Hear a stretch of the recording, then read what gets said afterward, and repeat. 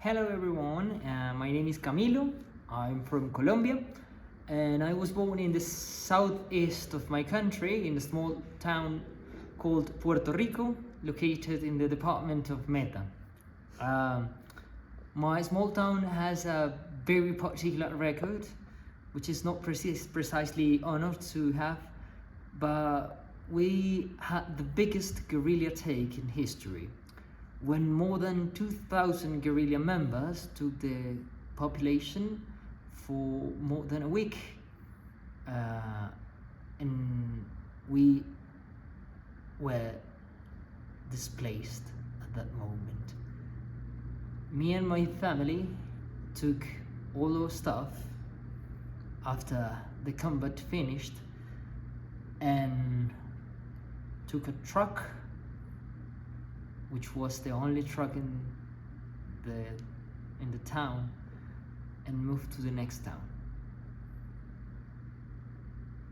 After that, I started to live a displaced life itself. I moved from town to town till I eventually arrived to Bogota, the capital. I was displaced by the FARC, and after that by the paramilitary. At that moment of my life, I was just a child, and I felt that I lost not only my life but also part of my family. After that, I lived in the streets for around 6 months to a year, and I started to think that my dream was to become a soldier, because I wanted revenge. I lived with a revenge sense in my soul. Years after, I started my studies in a military school where I met an arts teacher who showed me another way to build a better world. He showed me how to create a better world using arts, and I decided to use arts to tell my story and became the hero of my story. That's why I decided to start making films, and I produced my first film telling my own story.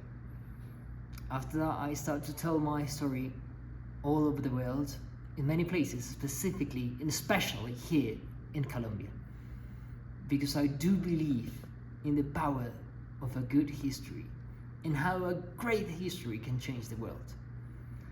After that, I decided that every single story of every single survivor of the conflict in Colombia deserved to be told. And for that reason, I start to open myself to promote film industry to tell your story. After that, I discovered dialogue, and as a dialogue ambassador, I've been promoting dialogue spaces between victims and perpetrators, where we can share our perception of the war. I lost part of my family in the war, but I truly believe that it was necessary to understand something. When I lost my uncle, he told me, "You were born for big things. Never settle for less."